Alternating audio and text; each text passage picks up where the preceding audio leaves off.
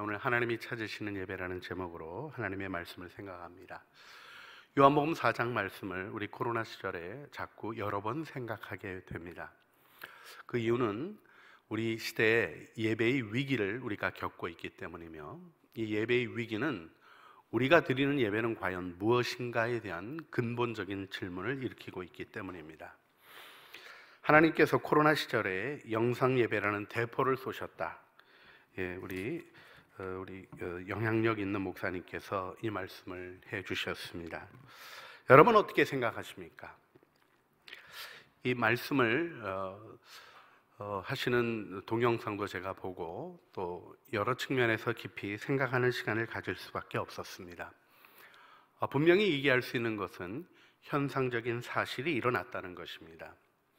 우리 코로나가 이렇게 코비드-19이 이렇게 확대되어지고 전 세계적으로 분명한 변화가 있게 된 것은 현장 예배보다 영상 예배가 늘어났다는 것이고, 또 그 예배에 논란들이 종결됐다는 것입니다.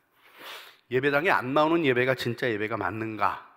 이런 예배 신학자들의 논쟁도 어떻게 보면 더 이상 무의미하게 느껴지는 현실이 우리에게 다가왔습니다.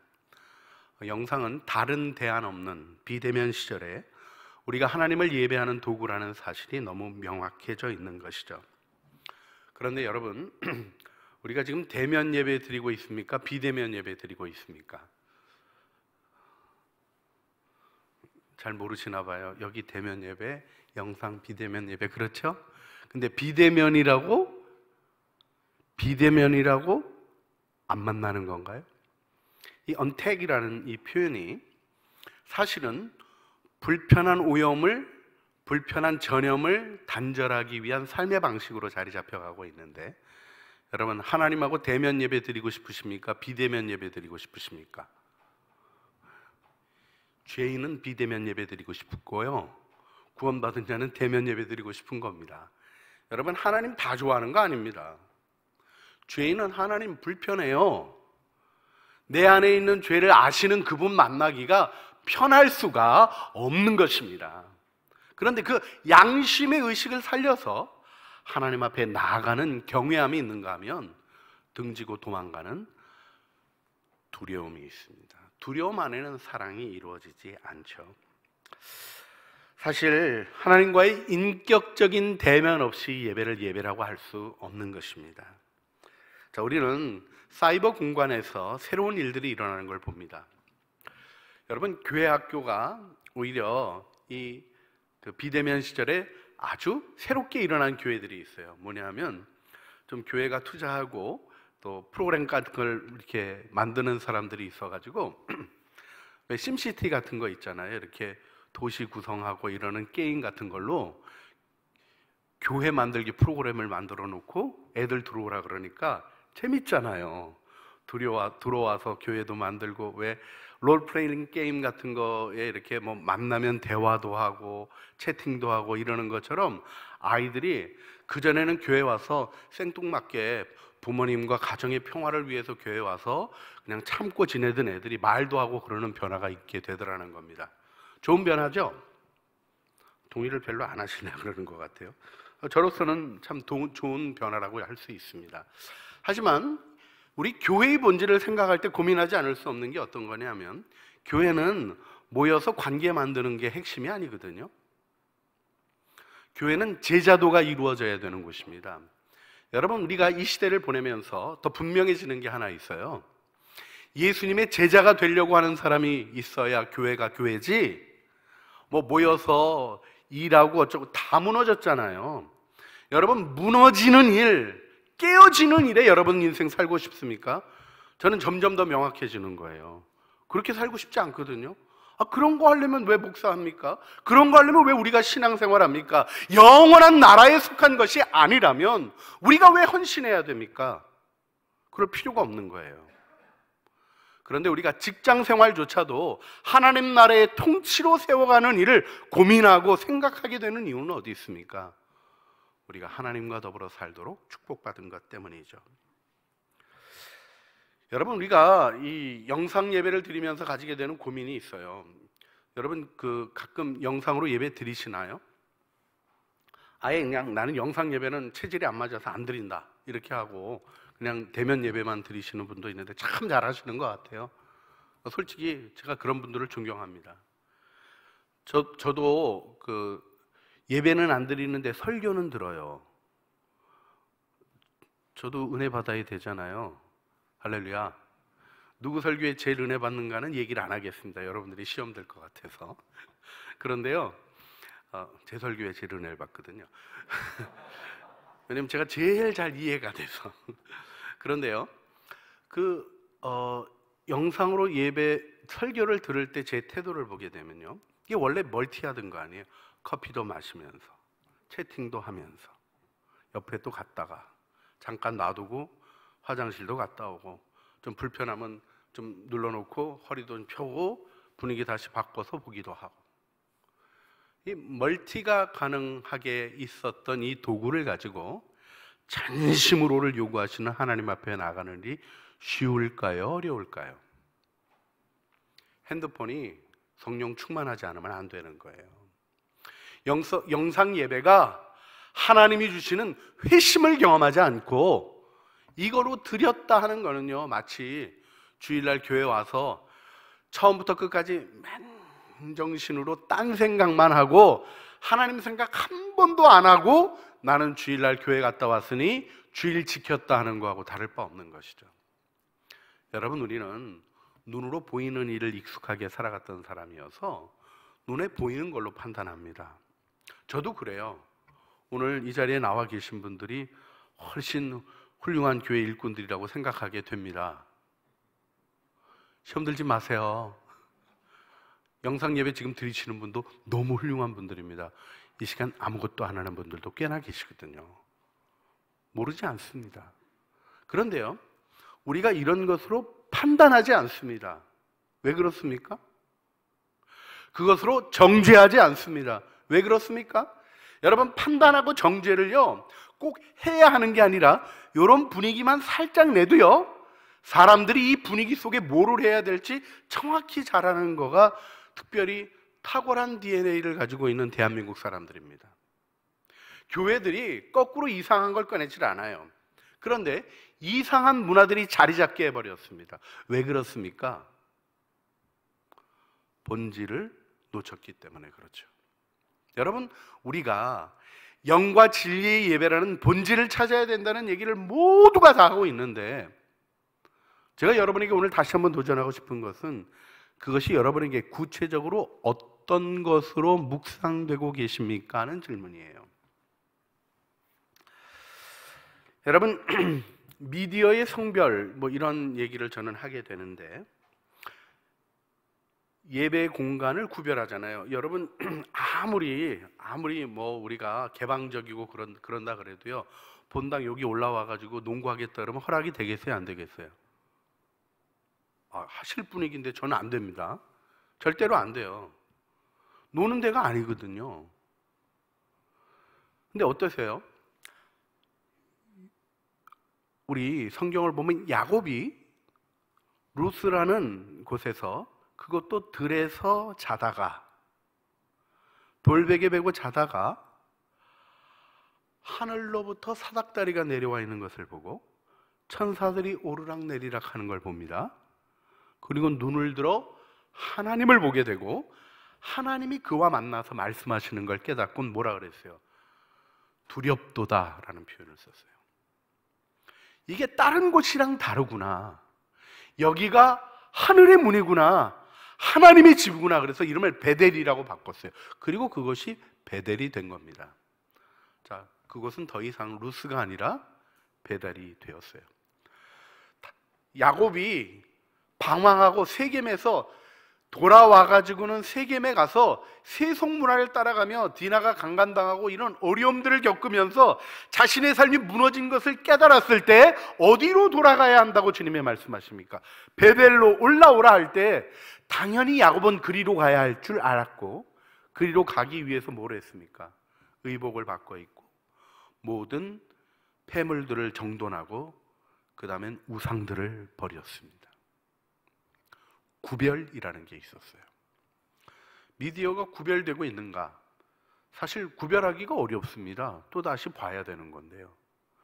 우리가 성과 속의 개념을 깨는 하늘로부터 이 땅에 오신 예수 그리스도의 인카네이션으로 우리의 삶에 있는 능력이 하늘로부터 우리의 삶의 실질적인 현재로 내려온 은혜를 경험하게 되었거든요.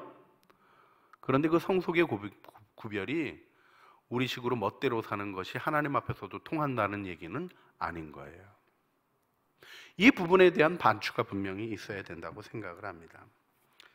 그래서 미디어가 회개를 해야 되는 거죠. 여러분, 영상이 회개하지 않은 채 영상 예배가 예배될 수 있겠습니까?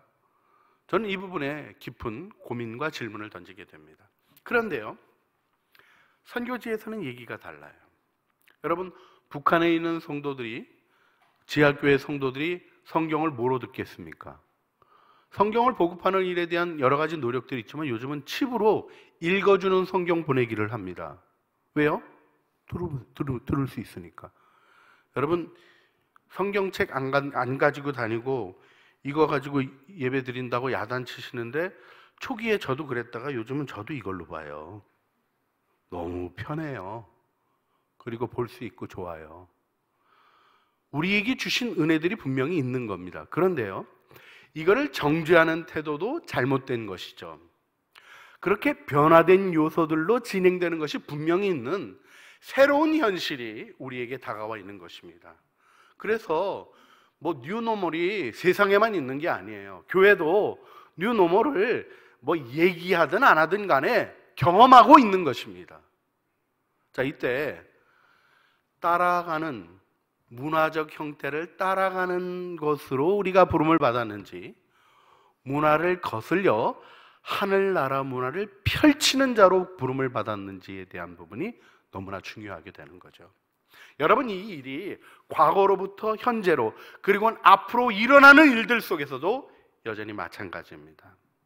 우리가 예배의 본질을, 하나님과 예배하는 본질을 세우지 아니하고 우리의 신앙이, 여러분 이제 곧 있어질 기후재앙이든지 여러분이 팬데믹이 또 올 거라는 얘기가 그냥 하는 얘기가 아니라 우리가 망가뜨린 자연을, 창조 질서를 파괴해 놓은 것 속에서 끊임없이 생길 수밖에 없는 구조를 우리가 만들어 놓은 상황을 얘기하는 것이거든요. 이런 일들 속에서 진정한 희망을 향하여 나가는 길이 어떻게 가능하겠습니까? 우리 성경 말씀 중에 제가 제일 좋아하는 성경 구절 중에 하나가 구약 성경 천사 쪽에 나옵니다. 어쩌면 그게 천사 쪽인지 모르겠어요. 우리 개혁 성경이 좀 이렇게 미신적인 얘기 비슷하게 들리실지 몰라서 저도 정통 성경 해석 그리고 이런 걸 중시하는 사람인 걸 다시 한번 밝히는데, 천사 쪽을 딱 피면 그 마침내 영을 위해서부터 부어주셔서 광야가 아름다운 밭이 될 것이라는 희망의 얘기를 해주시면서 내 백성이 화평한 집과 안전한 거처와 조용히 쉬는 곳에 있을 것이며, 제가 모든 가정 갈 때마다 이걸 간절히 기도하게 됩니다. 하나님이 우리에게 주신 축복이거든요. 근데 그 다음 말씀이 뭐냐면 숲은 우박에 상하고 성읍은 파괴되나. 이게 어떤 얘기예요? 성읍이 파괴되는 전쟁이 일어난 거예요. 그런데 숲이 우박에 상하는 자연재해까지 같이 일어난 거예요. 그럼에도 불구하고 모든 물가에 씨를 뿌리고 소와 나귀를 그리로 모는 이 희망 행동을 얘기하십니다. 여러분, 우리가 부름받은 것이 무엇인지 알아야 돼요. 여기가 우리의 삶의 목적지가 아니다, 영원한 나라가 목적지다, 이렇게 얘기하는 것은 도피적 신앙의 얘기가 아닙니다. 하늘나라를 이 땅의 연실로 끌어당겨 하나님의 통치를 펼치는 믿음을 가진 자의 태도입니다. 눈앞에 보이는 세상에 의하여 흔들리지 아니하고 하나님 나라의 영광을 위하여 살아갈 아름다운 마음을 축복받은 것이기 때문이죠. 그래서 우리가 근본적으로 해야 될 것이 무엇이냐면 예배는 하나님을 위한 것임을 이해하는 것입니다. 근데 하나님을 위한 것이 결국 우리 자신을 위한 거가 되기는 하죠. 그걸 이제 효과라고 얘기할 수 있어요. 근데 이 효과를 위해서 일을 진행하는 일은 순수 행동이 아닙니다. 하나님을 위한 예배가 무엇인지를 이해해야 우리가 진정한 예배자가 되는 것이죠. 조금 쉽지 않은 이야기들이라는 마음은 여전히 들어요. 왜냐하면 이 일은 하나님이 열어 보여주시기 전에는 스스로 깨닫기가 매우 어렵습니다. 그러나 이 일을 생략하고 예배자가 될 수는 없는 것입니다. 목사가 되면 예배자가 되냐? 그거 아니거든요. 여러분, 중세 성직 제도로 구별해서 예배의 형태가 특별히 무엇인가, 하나님을 섬기는 것이 무엇인가를 뚜렷하게 만들고 싶은 노력들이 있었죠. 그런데 오히려 성직은 타락했고 영혼들의 갈망은 더 깊어졌었습니다. 그래서 종교개혁이 일어난 거죠. 여러분, 우리가 다시 돌아가야 되는 구절, 요한복음 4장 말씀을 다시 한번 생각해 보시길 바랍니다. 요한복음은 사도 요한이 나이가 많았을 때 쓴 거라고 전해집니다. 저는 이런 일에 대한 논쟁은 제가 별로 이렇게 깊게 아는 바가 없어서 저는 단순하게 성경을 정경으로 읽어가는 태도를 중시하면서 보는데요. 요한이 나이 많았을 때 쓴 책이라는 그림은 어떤 것입니까? 마태복음, 마가복음, 누가복음이 이미 있는 거예요. 자, 이 일이 한 AD 400년경에 확정되었기 때문에 그 전에는 우리가 소위 정경이라는 것을 손에 들고 있지 않았습니다. 그런데 교회가 소위 우리가 정경이라고 생각하는 성경에 의해서 형성되며 예수님을 경험했던 책을 함께 공인해서 세운 것이 우리 캐논 정경이죠. 요한복음은 3복음서를 읽고 예수님에 대한 이야기를 알고 있었던 신자들, 그것이 우리 요한이 1세기 말엽쯤 이렇게 생각하는 시기에 썼으리라고 보는데, 예수님 돌아가시고 나서도 한 40-50년이 지난 뒤에, 60년이 지난 뒤에 예수님에 대한 기억을 다시 한번 회상하고 싶은 사람들이 요한에게 아마 부탁하지 않았을까 생각하게 돼요. 상상해 보면. 그래서 요한이 기존 복음서에 없는 내용들을 주로 기록을 한 겁니다. 보시면 요한복음에만 나오는 기록들이 특별히 많죠. 왜냐하면 알려줘야 할 것들을 알려주는 노력을 우리 요한이 마지막으로 예수님에 대한 이야기를 써내려가고 그 일에 대한 노력을 했던 건데, 이때 중요하게 다루고 있는 이 요한복음은 다른 복음서와는 달리요, 이게 신학적 역사서다 이렇게 역사적 신학서다 이렇게 표현을 해요. 뭐냐면 역사의 형태를 띠고 있는 신학적 내용을 가르치는 것이다 라고 신학자들이 판단을 합니다. 그래서 사건의 형태와 이해보다는 그것이 주는 의미를 더 중시하죠. 이게 좀 길게 드릴 말씀이 아닌 대로 좀 세고 있어서 다시 돌아오면, 요한복음은 딱 추스려서 하는 얘기만 해요. 그래서 이적도 7이적을 따로 구분을 합니다. 그래서 요한복음에 이적이 딱 7개만 기록이 되어 있어요. 이런 식의 기록이기 때문에 여러분이 요한복음을 접근할 때는 이 복음서가 가지는 상징적 의미들을 같이 묵상하며 조금 시를 대하듯이 포괄적으로 이해하고 나가는 게 중요합니다. 요한복음 4장에는요 물 얘기가 처음에 등장해요. 그런데 여러분, 이게 굉장히 상징적 얘기가 담겨 있습니다. 요한복음 4장 1절에 어떤 말씀이 나옵니까? 세례 얘기가 나와요. 예수님의 제자들이 세례를 베풀었다. 근데 재밌게도 예수님이 그 자리를 떠나셨다 하는 얘기가 기록이 돼요. 예사롭게 보기가 어려운 표현이 등장을 합니다. 그리고는 야곱의 물 얘기가 나옵니다. 우물 하나 때문에 마을이 형성되는 정말 중요한 우물. 그래서 난리치고 나오고 싶지 않아도 사람들 없는 정오에라도 나와서 물을 길어야 하는 인생의 삶의 절실한 물. 그리고는 예수님의 생수 얘기가 나오는 거예요. 여러분, 주님이 종교적인 물을 다루고 계신 게 아니라는 것을 요한은 깊게 암시하고 있는 겁니다. 다시 말해서 여러분, 우리가 예배를 드리는데 그래도 교인이면 예배를 드려야지, 이런 예배로는 주님이 떠나시는 자리에 머무는 자가 된다는 거예요. 어떡하겠어, 목사면 예배 드려야 먹고 사는 거지, 이런 분위기도 있습니다. 목사를 보는 시각 중에 그런 시각들이 세속적인 삶을 사시는 분들에게는 어쩔 수 없는 것이겠다는 생각도 해요. 근데 받아들일 수 없는 생각이죠. 우리는 목말라지는 물을 추구하는 자가 아니라 영생하도록 솟아나는 샘물이 우리 안에 있게 되는 변화를 경험하는 거죠.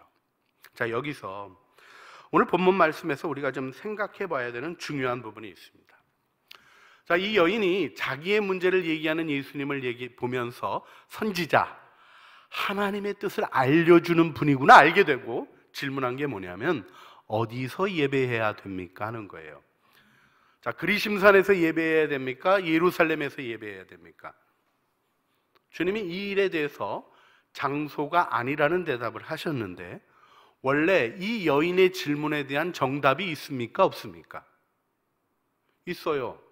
여러분, 그리심산의 예배가 참 예배입니까? 아니면 예루살렘의 예배가 참 예배입니까? 잘 모르세요? 그리심산은 사람이 정치적으로 만든 곳이에요. 예루살렘은 하나님이 말씀하신 곳이에요. 장소를 묻는 걸로 정확히 대답하자면 예루살렘에서 예배 드리는 게 맞는 거죠. 근데 왜 주님은 예루살렘이다 하지 않으셨을까? 물론 주님도 그 얘기했어요. 너희는 모르는 것을 예배하고 우리는 아는 것을 예배한다. 이는 구원이 유대인에게서 남이라 하시는 이 표현이 주님께서 분명히 그 일에 지금 사마리아 사람들이 가지고 있는 잘못된 예배의 형태에 대한 부분을 지적하시는 부분이 분명히 있습니다. 그런데 그걸 지적하는 것만으로 예배의 회복은 일어나지 않는다는 거죠. 하나님이 찾으시는 것은 예루살렘에 오는 것에 있지 않다는 거죠. 저도 지금 제일 가고 싶은 곳 중에 꼽으라 그러면 어디겠어요? 손자들 있는 휴스턴일까요? 정말 가고 싶어요. 사실 생각해 보게 되는 부분이 있습니다. 작년 여름에 6, 7, 8월 쉬면서 제가 종교개혁제하고 또 집사람 음악 좋아하고 그러니까 그쪽 동네 가서 좀 지내려고 그랬어요. 또 이렇게 장소를 제공해 주시겠다는 분까지 계셔가지고 이제 비행기표만 끊어놓으면 가서 이제 먹고 사는 거 해결하면서 정말 깊게 바라보고 묵상하는 시간을 가졌으면 좋겠다 이렇게 계획했다가 코로나가 나와서 코피나 났습니다. 정말 아무것도 못했어요. 아직도 뭐 아이제나 하든지 그 비텐베르크든지 제 마음에는 제가 종교개혁 전공했는데 비텐베르크를 못 가본 거 아니에요. 정말 그 뭔가 애절하게 남아있는 게 있습니다. 거기 가고 싶냐? 사실요, 제가 제일 늘 마음에 두는 곳은 성지입니다. 예수님이 나 위에 돌아가셨던 예루살렘, 골고다. 그리고 저도 거기서 드렸던 기도 속에 주님이 저를 만나 주셨던 은혜의 체험. 장소가 안 중요하다고요? 영적인 경험 안 해본 사람들이나 그런 얘기하는 겁니다. 아무 데서나 기도해도 된다고요? 해보세요. 기도 쌓인 곳이 있고 안 쌓인 곳이 있지. 본당에 와서 기도하는 게 다르고요, 집에서 기도하는 거 달라요. 저도 산으로 기도하러 갑니다. 산기도 가는 기도원이 있죠. 왜요? 거기 가면 기도 잘 되니까. 기도가 뭔지 모르는 사람은 아무 데서나 예배해도 된다 그러면 안 해도 된다라는 말 비슷하게 들으면서 고개 끄덕이지만 장소가 중요하지 않다? 경험 안 해본 사람들 얘기입니다. 그런데 그런 걸로는 하나님 못 만난다는 얘기를 하시는 거예요. 나의 체험 속에 하나님 만날 수 있습니까? 내가 내 체험이 있었던 내 애착이 있는 곳에 내가 가면 하나님이 그리로 오시는 겁니까? 아니라는 거예요. 오늘 우리가 다시 한번 깊이 생각해야 되는 부분은 예수님이 이제 예배의 때가 온다, 이때다 이렇게 말씀하신 거예요. 이때를 결정하신 분이 누굽니까? 예수님이에요. 자, 여기서 여러분에게 중요한 질문을 하나 드립니다. 신약의 예배와 구약의 예배의 차이점이 뭡니까? 뭐가 가장 달라져 있죠? 구약의 예배는 짐승을 잡는 피의 제사가 있고 신약의 예배는 혹시 제가 예배 드리면서 짐승 잡는 거 보셨어요? 한 번도 못 보셨죠? 그런 거 보이는 교회 가면 큰일 납니다. 이단이에요, 이단. 근데 왜 우리가 그거 안 합니까? 이제는 제사가 필요 없으니까. 제사가 의미 없는 것입니까? 아니에요.